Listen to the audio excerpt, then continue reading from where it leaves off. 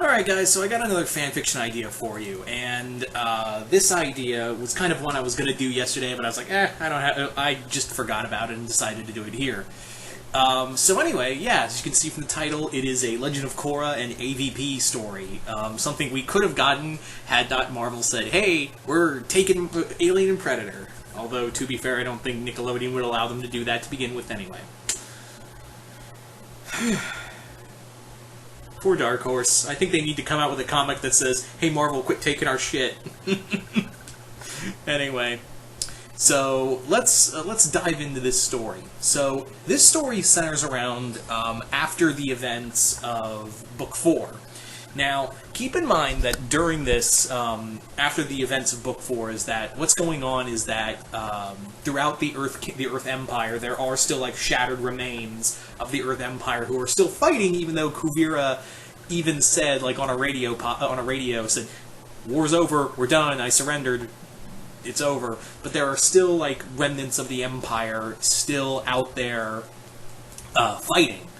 Meanwhile, while this is going on, there is a town. There is a town that's been recently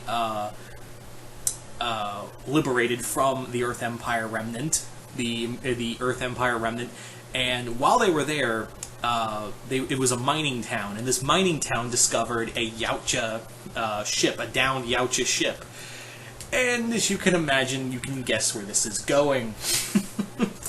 That inside that ship was a bunch of hibernated eggs of you-know-what, and yeah, when they broke into the ship, it activated its distress beacon out into the universe, and at the same time put those eggs out of hibernation. So yeah, those miners that found it never got out of the mines because they all got face-hugged. And all the predators on that ship were already dead. It was a ship. I wanted to have it that initially this ship was going to come down a couple hundred years ago during the 100-Year War, but what had happened was the ship encountered some solar disturbance and crash land, and it fucked up their ship, and it caused them to crash land here on Earth. So what happened next, basically, is all the predators were killed in the crash. The aliens were... The Yautja remembered, oh shit, we gotta keep the eggs from getting... from spawning, so they put the eggs off. And, yeah, the whole idea was that it was going to they were going to seed the planet with xenomorphs, because they'd been to this planet before, and they were hoping to make these breed of xenomorphs stronger with benders. But that plan failed horribly. So yes, when miners start disappearing and there's new sightings of these unknown creatures running around, people think they're spirits or demons, the Avatar is called in.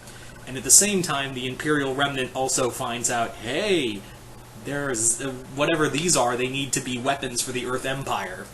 So Korra goes there with the team, her wife Asami, her girlfriend Asami, and everyone's there. And yeah, meanwhile, out in space, the signal has gotten to Yautja Prime, and a group of predators are sent in to deal with the situation. It's kind of like AVP Remnant, AVP Requiem, excuse me. Who fucking cares about that name? It's a stupid-ass movie. So yeah, predators come down, and they're also there on the hunt, but also they're there to deal with the situation. So it's a predator clan and not just one predator. And before anyone asks, no, this does not go the way you think. The predators and Korra, and the Team Avatar do not team up. Korra beseeches the predators, like, hey, you guys are here hunting these serpents, we can help you, and maybe you can help us. The predators are like, boom! They just start shooting at her, because they're like, no, we don't need you, we're here to hunt you. We also know who you are, Avatar. So, Korra, even though they can't tell her, one of the predators says, Avatar, and Korra's like, oh, crap, does anyone know me?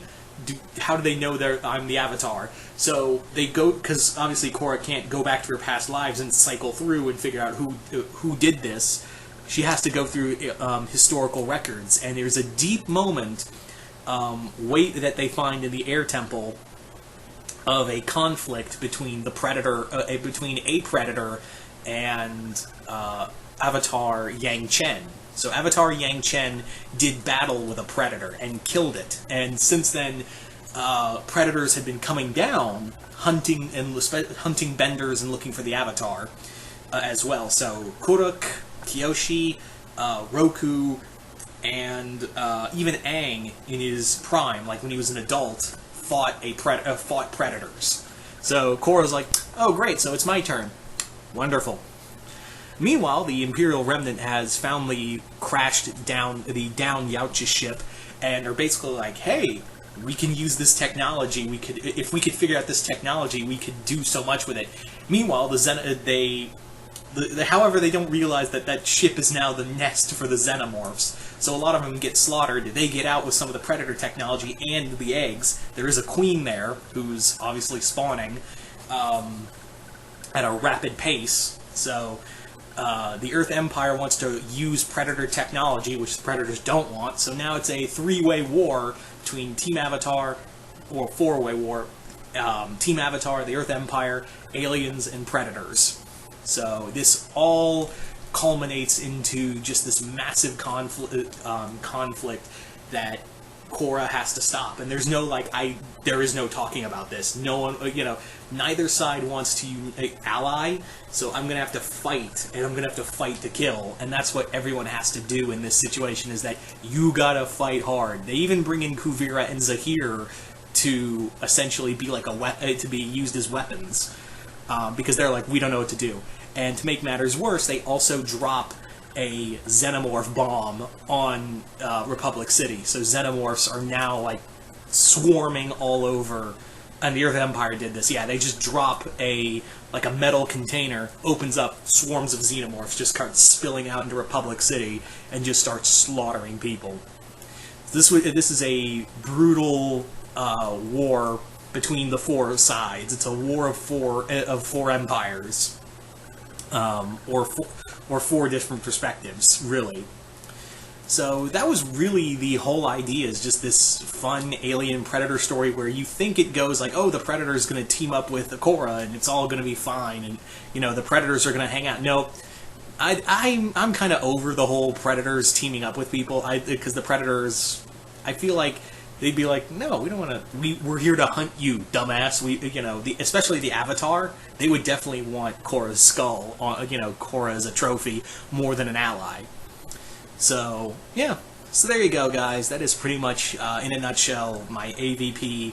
Oh yeah, in case anyone was wondering, do xenomorphs bend? Like when they do they get bending abilities? They really don't. They kind of inherit when they infect a bender. They kind of do and don't. They don't really do earthbending attacks. They more could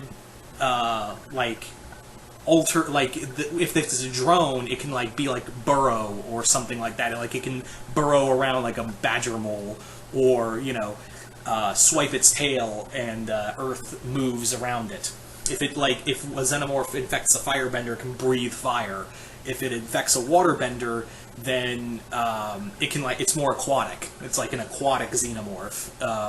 Airbender. How did I have Airbender? Oh yeah, Airbender is it's more agile and able to run on midair, do midair runs, like a sky dash or something. So there you go. They do bend, but it's minimal, because they don't. These xenomorphs, while xenomorphs are intelligent, they're not exactly capable benders, but they do have bending abilities or bending attributes now. So there you go, guys. So you guys tell me in the comments below, what did you guys think of this crossover? Did you guys like it, hate it? Just comment below, let me know. And once again, I'm Mr. Multiverse. I'll see you next time in the Multiverse.